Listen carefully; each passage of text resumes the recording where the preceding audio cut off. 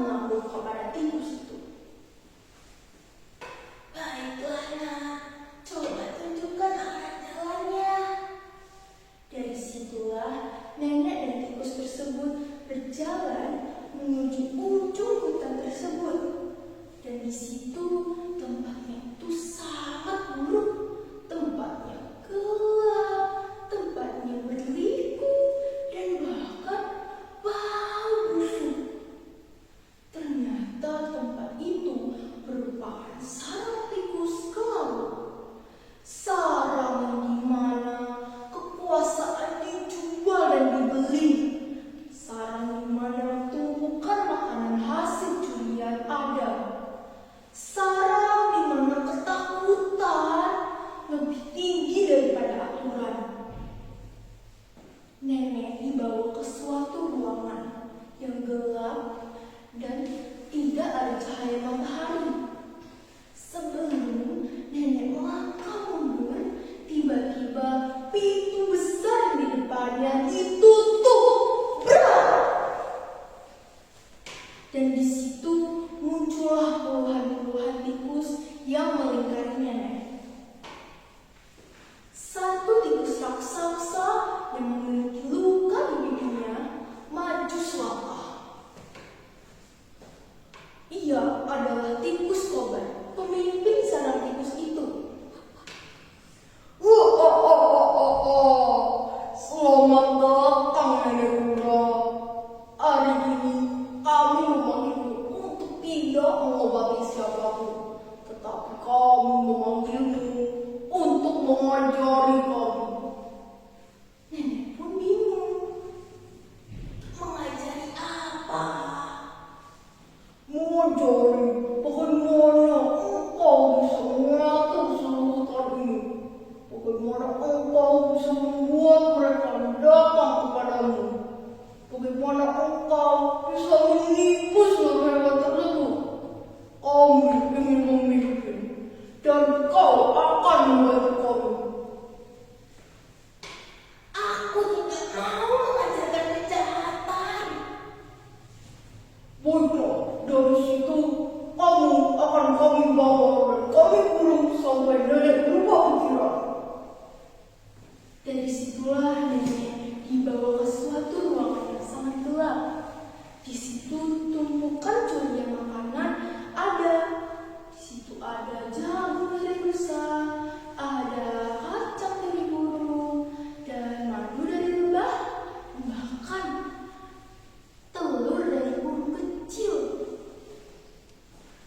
Ini kan semua makanannya hasil kerja dari hewan lain. Mengapa mereka mengambilnya begitu saja? Nenek tahu bahwa ia berada di suatu wilayah yang sangat berbahaya. Ia badannya lemah, tetapi pikirannya tetap jauh lebih kuat. Jika aku tidak bisa keluar dengan kekuatanku, maka aku akan keluar dengan kebijaksanaanku. Disitulah nenek melangkah maju dan menghampiri tikus-tikus penjaga di sampingnya.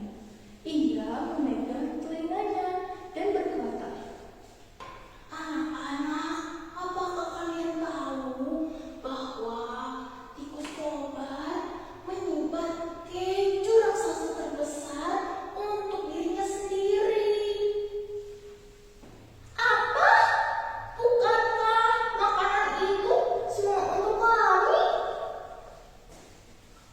Iya, aku hanya mendengar dari bisikan, tetapi jangan bilang siapa-siapa. disitulah tikus-tikus penjaga mulai terasa marah. Dan keesokan harinya, tikus-tikus tersebut datang untuk menjaga nenek lagi. Nenek datang menghampirinya. Anak-anak, kalian terlihat sangat lelah. Apakah kalian tidak pernah dipuji oleh tikus kobar? Tidak pernah. Tikus kobar hanya menyuruh kami untuk bekerja, kerja, dan kerja. Ia tak pernah memuji kami. Dan dari situ, tikus merasa marah. Keesokan harinya lagi, tikus-tikus tersebut berkumpul di aula. Di situ terjadi pertengkaran. Ada kehebohan kecil, kebisikan, dan kecurigaan. Tikus-tikus tersebut berkata, Kamu mencuri keju itu? Tidak, Kak. Tidak mungkin. Kan tikus kobar yang menyimpannya. Kamu yang malas. Kamu yang rakus. kehebohan kecil mulai terjadi dan tikus kobar datang untuk menghentikan semuanya. Suara diam! Tetapi tidak ada satupun tikus yang mendengarkannya. Kepercayaan mereka sudah hancur dan sarang-sarang tikus mereka mulai terasa goyah. Di situ, nenek mengambil kesempatan untuk berjalan pelan-pelan ke tengah-tengah aula. Dia berjalan dengan lambat, tetapi pasti. Dia berkata, Lihatlah diri kalian. Kalian sibuk mencuri dan mencoba untuk mendapatkan kesisaan dan keju tersebut.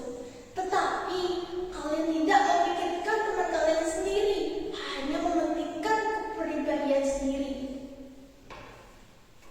dan disitulah kehebohan muncul. Tikus-tikus pada kebingungan dan melihat ke arah nenek. Kalian itu saling mencuri, saling membohongi, dan bahkan mereka saling mengumpat makanan oleh teman ke teman kalian sendiri. Aula mulai goyah dan tikus-tikus pun lari untuk mendapat jalan keluar. Mereka mencoba untuk mendorong, saling menggigit, bahkan saling menjatuhkan. Di situ tikus kobar tertimpa oleh papan-papan dan makanan-makanan curian di atasnya. Dia tak bisa bergerak. Dan di situ nenek kura menghampirinya. Tikus kobar, aku tidak perlu menghabisimu.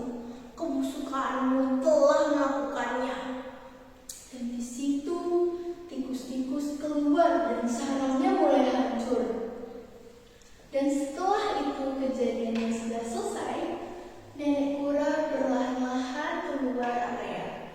Dan di situ banyak-banyak hewan-hewan yang sudah menunggunya. Di situ hewan-hewan berkata, Nenek, kami sudah lama tidak melihatmu. Apa yang terjadi? nenek bilang, Nenek tidak apa-apa. Tetapi ada satu hal yang perlu kalian tahu. Bahwa keberanian itu bukan tentang ketakutan, tetapi tentang bagaimana pikiran kalian melakukan tindakan seketika dunia ingin menenggelamkan kamu. disitulah hewan-hewan bersuara memeluk nenek dan mengantarnya pulang.